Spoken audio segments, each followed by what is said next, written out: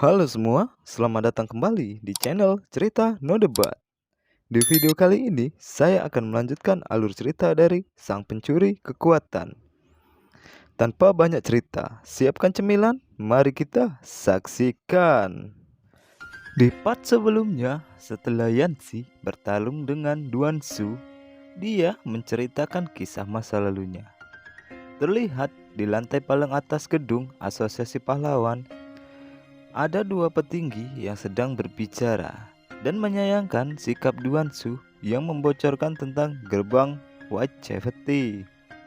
Karena atas perbuatannya itu akan menimbulkan konflik dan pertanyaan pada perusahaan yang berada di bawah naungan mereka. Mereka pun telah bersiap untuk membahasnya dengan mengadakan rapat online. Kembali ke kejadian setelah pertarungan Yanxi dan Duan Su, Yanxi pun menghampiri Nona Qian karena dia tidak ingin kemampuannya diketahui orang lain.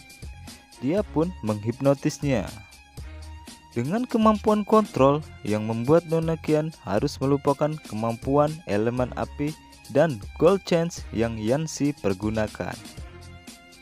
Karena Yanxi menyukai armor yang dipinjamkan Nona Qian, dia pun memberikan sugesti bahwa Nona Qian telah menjual armor itu dengan harga yang sangat tinggi. Setelah berhasil melakukan cuci otak, Yanxi pun membiarkan Nona Qian pergi.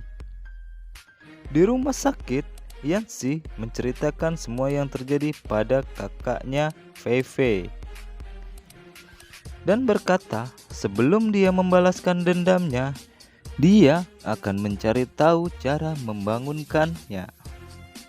Kembali ke kamarnya, Yanxi pun memulai uji cobanya lagi.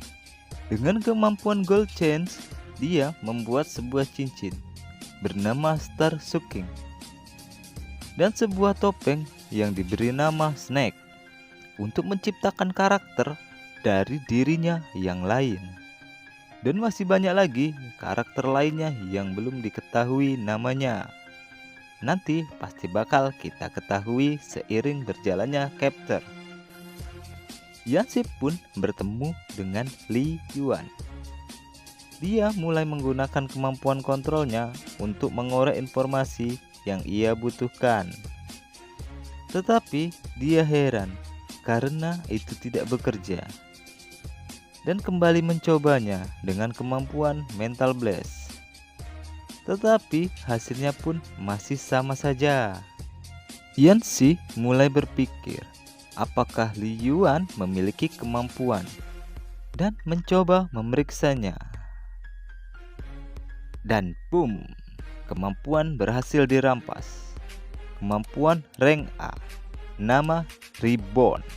Rincian hanya bisa sekali setelah mati, kembali ke sehari sebelum kematian.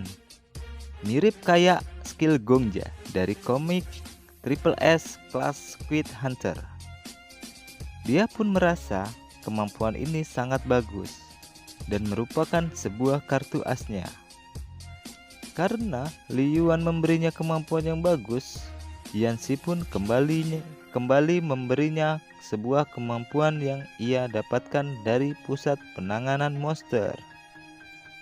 Setelah itu, dia pun membangunkan Li Yuan dan memberinya cincin Star Sucking yang berfungsi untuk mencuri kemampuan. Itu hanya akal-akalnya saja. Disertai memberinya sebotol obat kemampuan dan meminta Li Yuan untuk meminum minuman tersebut. Li Yuan sedikit ragu dan berpikir itu adalah botol racun. Kemudian dia kembali berpikir kalau Yanxi ingin membunuhnya, pasti sudah ia lakukan dari tadi. Karena Li Yuan sudah kebelet ingin memiliki kemampuan, ia pun meminumnya. Dan seketika efeknya pun terlihat. Dia merasa kesakitan. Li Yuan pun berubah menjadi manusia serigala. Tetapi itu semua bukan karena efek obat. melainkan Yanxi yang mengendalikan orb kemampuan yang telah ia tanamkan padanya. Li Yuan lalu bertanya, kakaknya juga mempunyai kemampuan transformasi menjadi naga. Apakah dia lebih kuat darinya? Yanxi pun menjelaskan, kakaknya adalah rank A, sedangkan dia hanya rank E. Tetapi jika dia menjalankan misi dengan baik dan berhasil, dia dapat menukarkannya dengan kemampuan yang lebih tinggi. Yanxi lanjut memberikan misi pada Li Yuan sebagai tuan muda perusahaan Kunlun untuk menyelidiki kebenaran tentang pil biru. Yanxi sedikit menjelaskan bahwasanya pil biru adalah sejenis pil yang bisa meningkatkan kemampuan seorang hunter. Dilanjutkan memberitahu organisasinya bernama Jazz, terdiri dari satu bos dan 12 petinggi termasuk dirinya, yang memberitahu namanya sebagai Yoji. Karena di sini akan ada banyak nama dan karakter yang dimainkan Yanxi, kita akan tetap memanggilnya dengan nama Yanxi. Setelah dirasa cukup memberitahu informasi yang diperlukan, Yanxi pun meninggalkannya sambil mengatakan efek obat itu akan bertahan seminggu dan mereka akan bertemu di tempat itu lagi. Itu cuma sekedar omongan Yanxi agar Li Yuan bekerja keras dan tidak bermalas-malasan. Dan terlihat Yanxi sedang berjalan di pusat perbelanjaan. Ketika asik berjalan, dia pun melihat poster buronan dirinya sebagai Yoji yang terpajang di suatu tempat. Dia pun kaget dan menebak Nona Qian sebagai dalangnya. Dia pun melanjutkan perjalanannya pulang. Di tengah jalan, di gang sepi, dia melihat Nona Qian sedang dikejar dengan 3 orang hunter yang mempertanyakan keberadaan pedang legendari Demon Sword dari monster rank S dan meminta agar Nona Qian mengembalikannya. Mendengar itu, Yanxi pun masih memantau keadaan.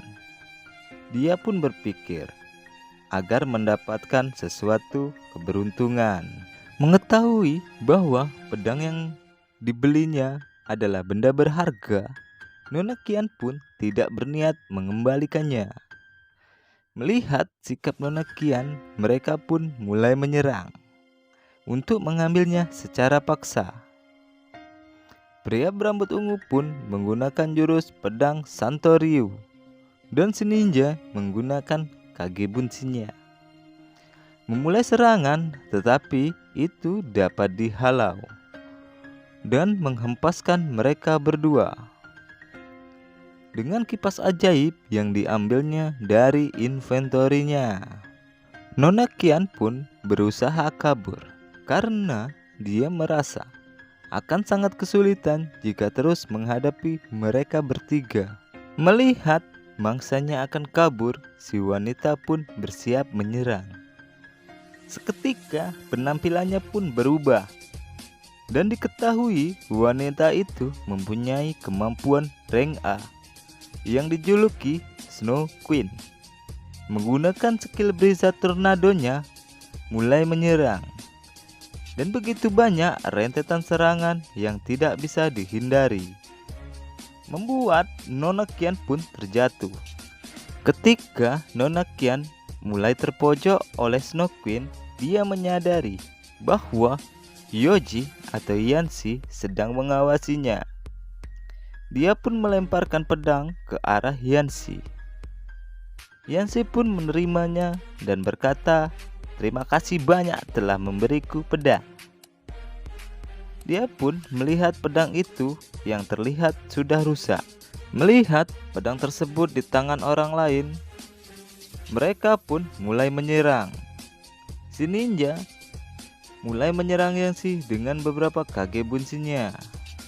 Tetapi tiba-tiba pedang Demon Sword seperti memiliki kesadaran tersendiri, lalu menghisap kekuatan mental Yanshi. Dalam sekali tebasan, semua kage bunshinya pun lenyap. Melihat ada celah kosong, pria berambut ungu pun mulai menyerang dari arah belakang. Tapi disadari Yanshi, yang membuatnya melompat dan menghindar. Kemudian Yanshi mulai menebasnya. Dalam sekali tebas, pria tersebut pun langsung tumbang, bersamaan dengan kekuatannya yang telah berhasil dirampas. Kemampuan Rengse, nama Santoryu. Rincian bisa melepaskan energi pedang untuk menyerang lawanmu. Dapat digunakan menggunakan 3 pedang, kanan, kiri, dan di mulut. Tetapi itu tidak akan membuatmu keren, karena kau bukan Zoro. Melihat semua anak buahnya telah dikalahkan, Snoken pun turun tangan, menyerang menggunakan Tornado Blast. Yanshi pun berpikir dia akan mati, karena tenaganya sudah terkuras oleh pedang Demon Sword. Tiba-tiba ada serangan yang menghentikan serangan Snow Queen, membuat Yanshi bisa selamat. Dan terlihat Swordman dan Demon Dragon datang ke tempat tersebut, karena daerah tersebut masih wilayah Kunlun. Mereka tidak akan membiarkan orang lain berbuat seenaknya di daerah kekuasaan mereka. Mengetahui Yanshi yang membuli adiknya, Demon Dragon pun ingin memberinya sedikit pelajaran. Melihat itu, Swordman mengingatkan Demon Dragon untuk tidak terlalu keras pada Yanshi, karena dia tahu Yanshi adalah seorang aset yang berharga dan berencana merekrutnya ke dalam perusahaan mereka. Demon Sword yang mendengar itu mengiyakan dan mulai menyerangnya. Tetapi serangan tersebut masih bisa ditahan oleh Yanshi. Melihat ada celah, Snow Queen mulai menyerang Demon Dragon. Snow Queen menyerangnya dari arah belakang dengan jurus Absolute Zero. Tetapi dengan sigap, Swordman menggunakan tebasan pedang asuranya mampu memblokir dan mengenai Snow Queen. Swordman pun sadar Snow Queen tidak terkena serangan tersebut, melainkan itu cuma ilusi. Sedangkan penggunanya sudah menghindar.